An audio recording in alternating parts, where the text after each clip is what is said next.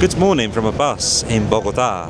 Today we are heading to Bogotá's, if not Colombia's, most famous cemetery. So, acompáñanos y vamos. Calle 34, fondo de la ciudad.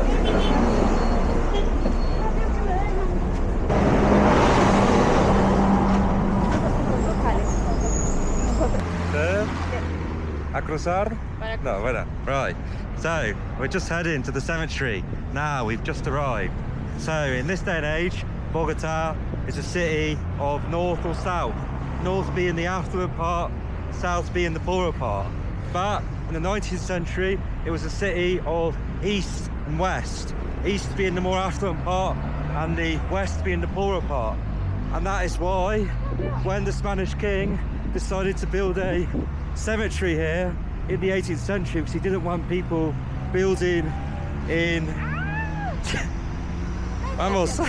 in church graveyards anymore, because it was considered unhygienic. They decided to commission a massive cemetery here in the west city. ¿Por acá? Ahora, ahí está haciendo todos los lápidas, ¿no? Buenas, ¿cómo está? ¿Dónde está la parte histórica, la parte como elíptica? Acá entran como en el centro de cementerio. Ah, ya.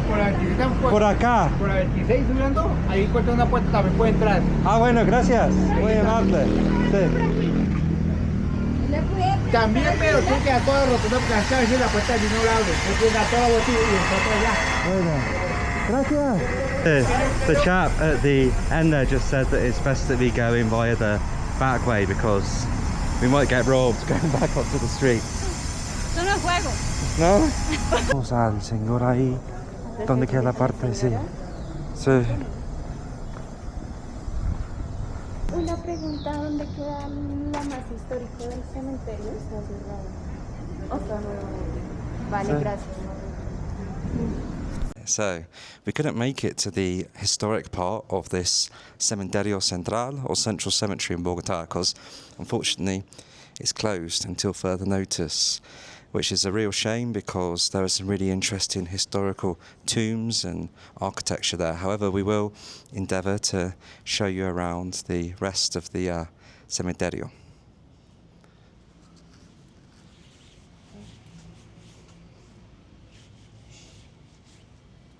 So when this cemetery was built in 1829, Colombia was a Catholic country. The role of the church was written into the constitution. It's now a secular country. So that meant that the Cementerio Central was really only for Catholics, and you've got a lot of religious iconography around it. So the Jesus statue here behind us, you've got a little, see if I can go over here quickly. You've got a little chapel that has now been boarded up. Not sure what the story is there, but everyone in this cemetery, as far as I'm aware, apart from very few exceptions, are Catholic. Dani, tú vas a explicar lo que es una bóveda. Una bóveda. Sí. So, in the cemetery, you've got two principal styles of burial, right? You've got either your crypts, mostly for families who want to be buried together. Obviously, these would usually be more affluent families because it costs quite a lot of money to buy the land and construct your crypt. And then around the outside, you've got what are called in Spanish bóvedas. So a bóveda is... Daniela, ¿qué es una bóveda?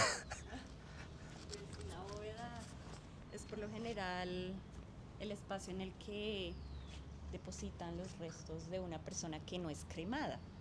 Sí. Entonces ahí la dejan por un tiempo, a menos de que la persona compre la bóveda de por vida, o la dejan por un tiempo que por lo general son 5 años. A los 5 años sacan el cadáver para mandarlo a un osario. These are... Thank you. These are bóvedas here. So basically they are tombs built into the wall, as Daniela was saying. These probably would have been bóvedas that have been bought, right? because you can see this person here died in 1976. So some are bought, and then the remains have to be exhumed after 5 years because families rent them.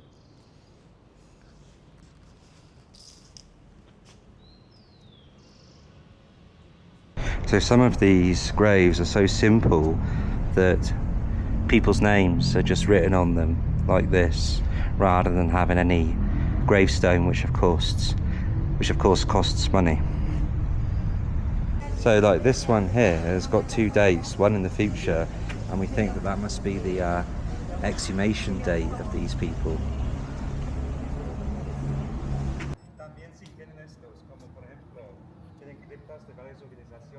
Right, so for people who have rented their bóvedas, what will happen is after 5 years their body will be exhumed. There's an exhumation room here in the cemetery, and then the bones will be deposited into, what are these called? Ossarios, into these kind of smaller spaces here. And what you can see from this ossuario is and what you can, ¿cómo se dice? Ossario? ¿Qué dijiste? Ossuario. Ah, yeah. Es osa. Bueno. And what you can see from this ossario is that, first of all, many people in Colombia come to cemeteries to commemorate their relatives. They bring flowers, they bring ribbons.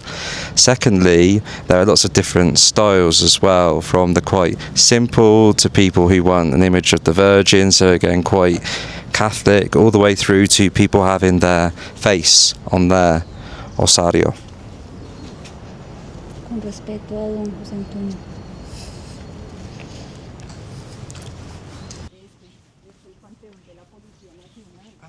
Sí, eso es chévere.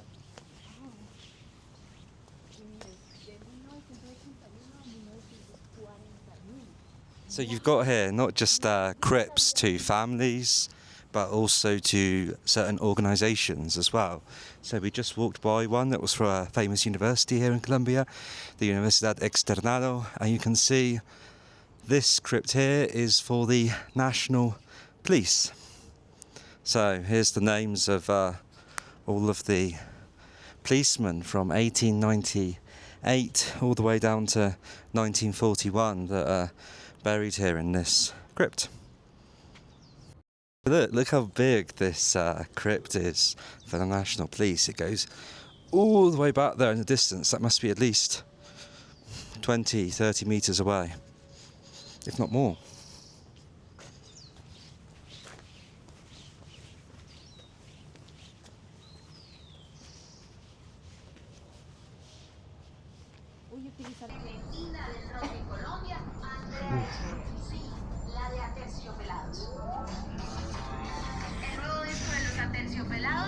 Buenas, ¿cómo está?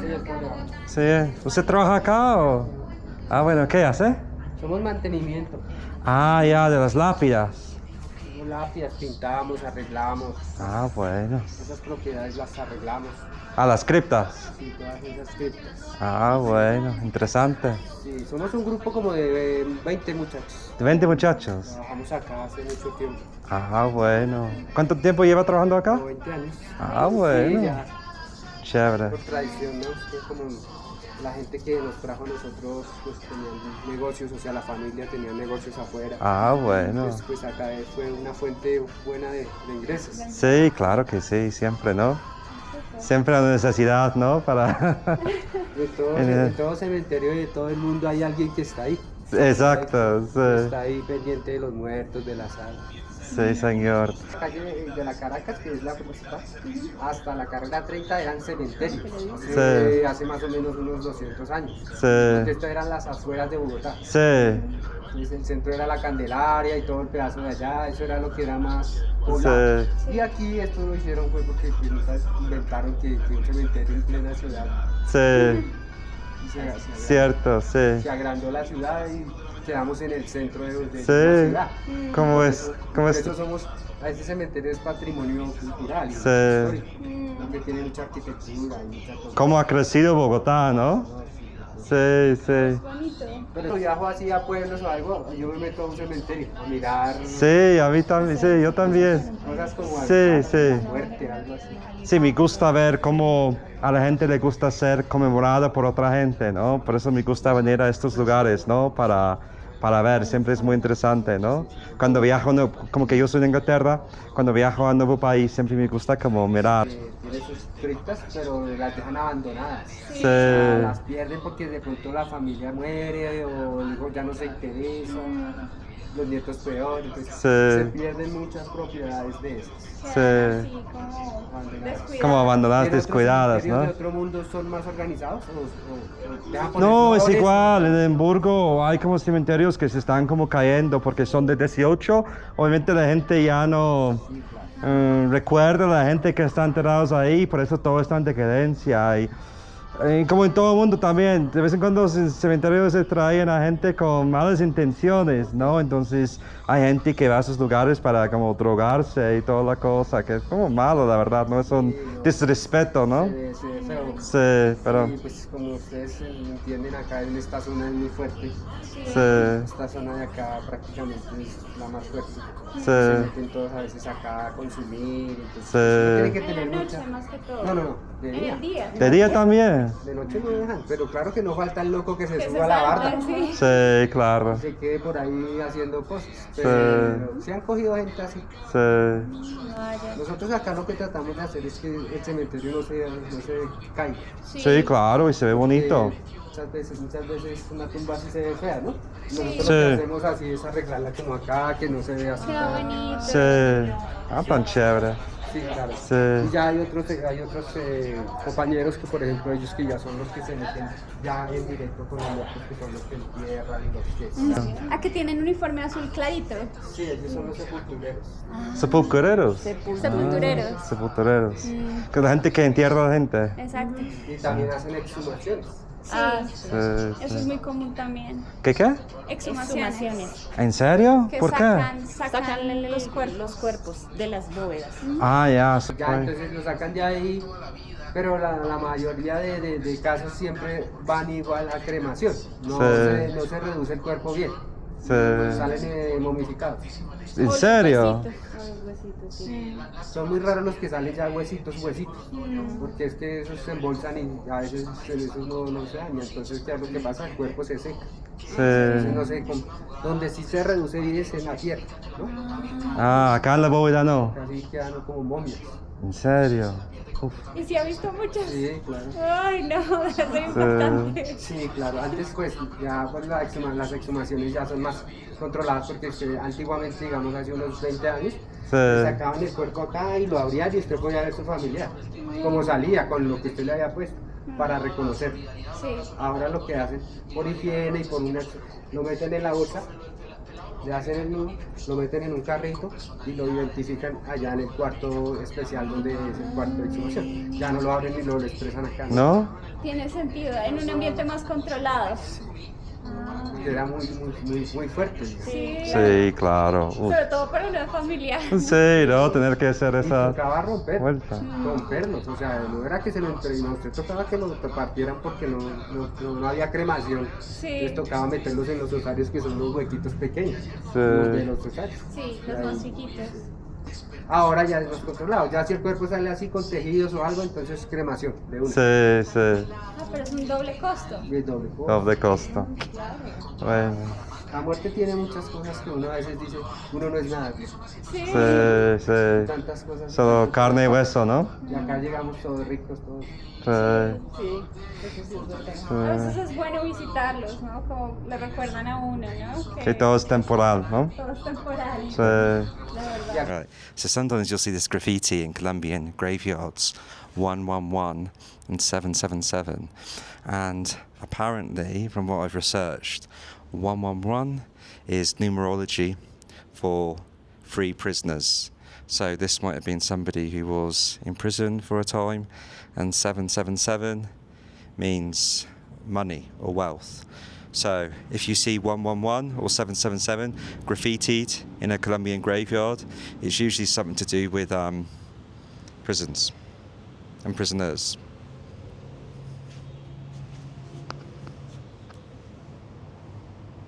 De pronto, voltealo.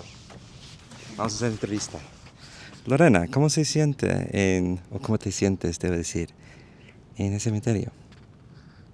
Bueno, tengo que admitir que a mí los cementerios no me gustan, pero no sé, siento como un ambiente un poco pesado, o de pronto es mi impresión, pero cada vez que visito un cementerio como que me llena de humildad, ¿no? Porque me recuerda lo mortal que soy, ¿no? Y que, pues tristemente, así uno no lo quiera admitir, mi día también va a llegar. Sí. Entonces como que eso me ayuda a mantener un poco los pies en la tierra, ¿no? Sí. Es como una experiencia que creo todos debemos hacer de Es vez en cierto. cuando. Y Daniela, ¿cómo te sientes acá en el Cementerio Central? Aquí porque me da curiosidad, es que es tan antiguo que entonces sí me pongo a mirar todo y leo cada una de las lápidas, unas bonitas con mensajes bonitos, otras sí que asusta un poco porque no me gusta que le coloquen fotos a las lápidas, me parece tétrico y tenebroso. Sí. Y no, y lo que dijo mi hermana, sí, es como en este mundo somos pasajeros y en algún momento llega el tiempo de uno de decir chao, ni Chao. dice uno chao. Ni dice uno chao, dice... So there's a very particular smell in the air here in the cemetery. We think some exhumation might be happening. So this haunted catacomb on this crypt.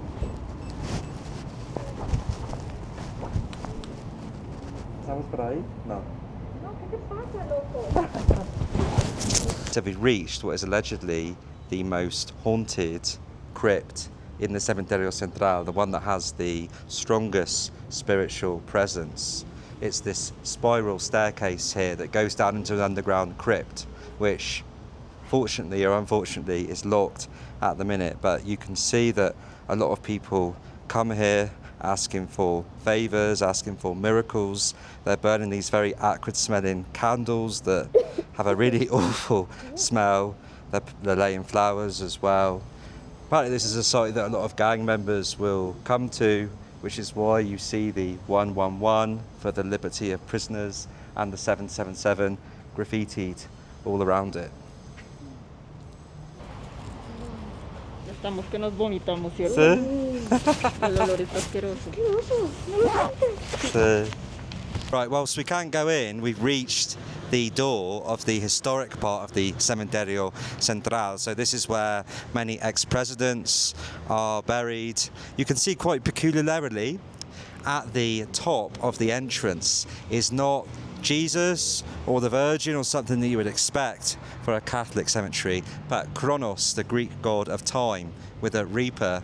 And then below him in Latin, you've got expectamos resurrectionem mortiorum, which I think means we expect the resurrection of the dead. So you can see whilst it's closed, a lot of people have still come here to pay their respects. Many people believe that there are animas or spirits buried within this cemetery that can help their cause. And so they've taken either flowers, they've burnt candles. Some people have taken water as well because they believe water quenches the thirst of the dead. These would usually be left at some of the famous tombs within this cemetery that unfortunately we can't see today. We'll have to come back another time. Right, so we're now exiting the Cementerio Central and we're going to show you another cemetery but something a bit different. ¿Dónde más? Literal la parte más antigua, donde el señor nos paró.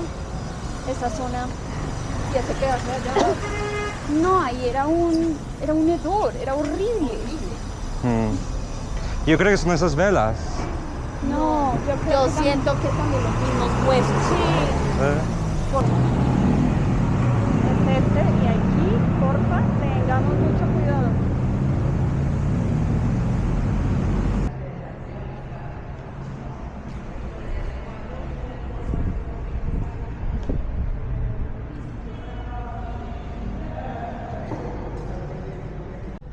So we're now in the Centre of Paz, Memoria y Reconciliación, or the Centre of Peace, Memory and Reconciliation.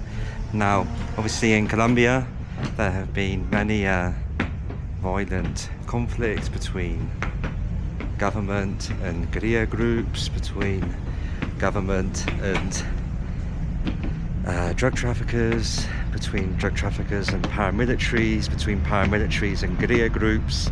It's a very complex history that I don't claim to know a huge about, but this site here, which is on land that used to belong to the Cementerio Central, is now being used to commemorate some of the victims of the many different forms of violence that unfortunately the people of Colombia have suffered throughout the last 5 centuries.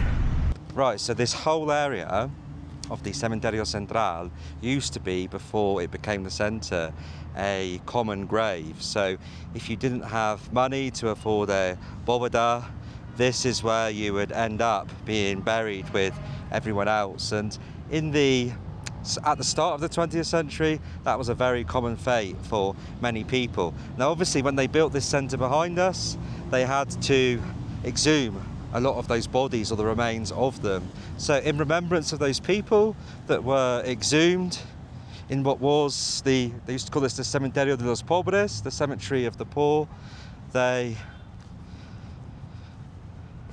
put these rocks here, and each rock is meant to symbolise a person who was buried in the Cementerio de los Pobres.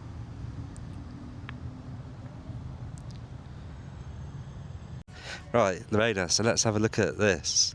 So, to our right, the Fosas Comunes that we've just passed. Left, these are old osarios from the Cementerio Central. And what they've done as part of this centre is slightly repurpose them. So you can see these are all drawings, and they were done by an artist in 2009, and they are meant to commemorate the people who were disappeared, who were victims of the violence, but were often nameless because their bodies were found and nobody knew who they were. So these are all apparently taken from photos of people carrying cadaveres, corpses. And as you can see, there are many of them, aren't they? And all slightly different. So,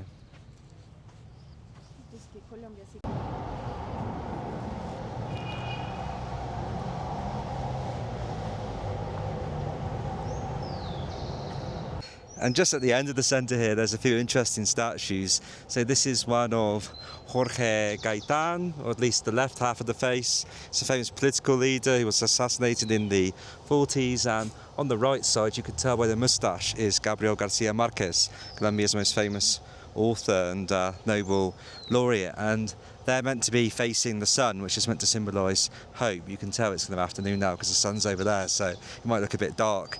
And over here, we've got another statue, again of Gaitan. It's very popular here in Bogotá. He was mayor of Bogotá before running for Colombian president and being assassinated during the presidential campaign.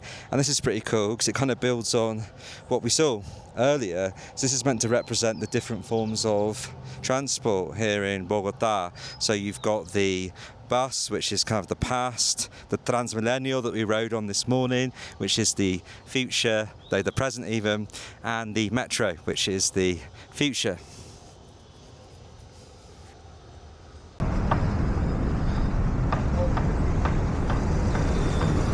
¿Y el alemán dónde queda? ¿Es ese? Por acá cerca.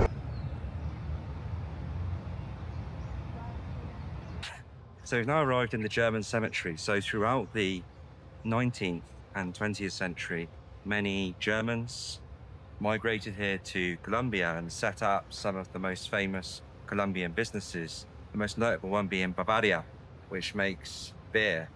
So one of the problems that the Germans had when they arrived here was they couldn't be buried in the central cemetery because a lot of them weren't Catholics, they were Protestants. So because of that, a notable in the German Colombian community at the time, whose name I forget, decided to set up this cemetery with the help actually of the founder of Bavaria, that beer company. That's the name I do know, it's Leo Koch.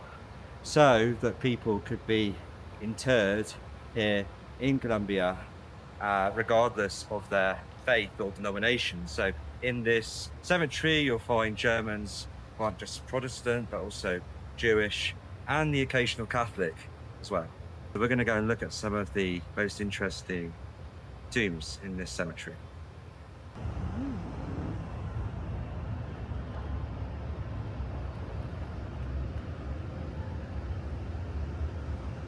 So it's important to say that Germans didn't just come here for economic reasons, to make businesses, but also to seek refuge as well. And that was particularly the case during the Second World War. And here lies the remains of Ernesto Adam Volkanen. So Ernesto was a lawyer in Germany who disagreed with the Nazi regime, fled here in 1934 and then became a famous critic of literature, Colombian and German, here in Bogotá. So throughout the war, this was a place that Jews also came to, not just Germans, and there is a Jewish cemetery just across the road which you can't go into that was opened in 1932. So again, that's when the principal Jewish migration came to Colombia, was to flee oppression during the 1930s in the run-up to the Second World War. So people often associate South America with Nazis fleeing Europe to seek refuge in South America. But no, there are also people here who are very anti-Nazi, who came to this country and brought their skills and talents to it.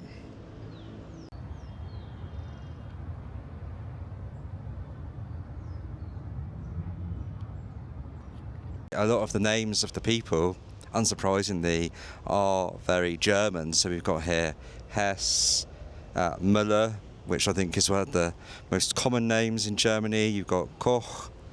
So all of them have got very German names. The occasional one, however, does have a kind of more Spanish Colombian name. So look at this one here, for example, Blanca. Well, it says Schwanhauser, but she was married to Mr. Fred Schwanhauser, and G-E-B, which I think means geboren, would be her maiden name. So her maiden name was Gutierrez. So this cemetery not only contains the remains of Germans who migrated here to Colombia, but also the people that they married as well. Yeah? So we've stumbled across another interesting one. So here lies the remains of the parents of Antonis Mockus. Now Antonis Mockus is a famous politician in Colombia.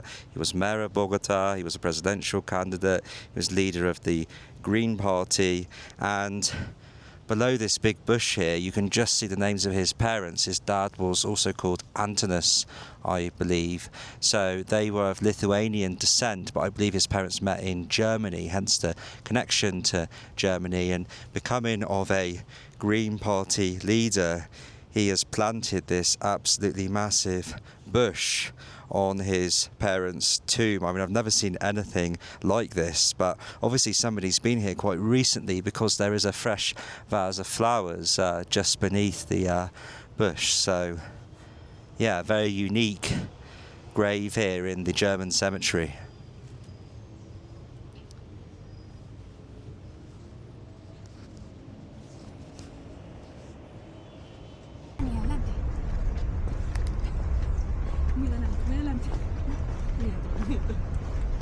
Right, so at the end of the cemetery, we've got this monument here, and below it there's an inscription in German which says, "Niemand kann größere Liebe beweisen, als wenn sein Leben opfert für seine Freunde," which is a verse from the Bible, which means nobody can show greater love than to sacrifice themselves for friends. And this is to commemorate der Toten der Skatta. Now, Skatta means Sociedad Colombo Alemana de Transporte Aéreo, and it was the first airline here in Latin America, the German-Colombian Association for air transport.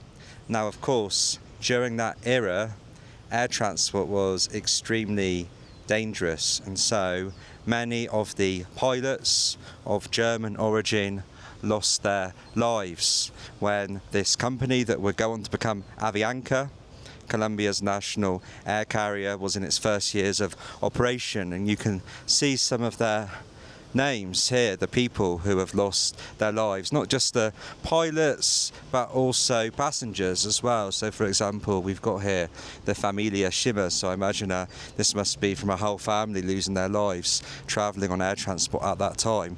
There are also some quite reasonably famous names here as well. So we've got two pilots here, Hans Tom and Hartmann First, and you can see they both died on the 24th of June 1935 in Medellin. Now, on that plane, famously, was the Argentine tango musician Carlos Gardel. Now, if you've heard tango music, you've definitely heard Carlos Gardel, and he was famously killed in an air crash in Medellin, just outside of the airport there. And it was these two pilots, Hans Tom and Hartmann First, who were on the plane with him. So, interested in often untold stories here in the German cemetery in Bogotá. Not many people visiting at this time, but we definitely recommend coming and having a look and seeing something very different from the rest of Bogotá. I mean, if you compare it to the Cementerio Central, this is very much a garden cemetery, and the Cementerio Central is anything but that.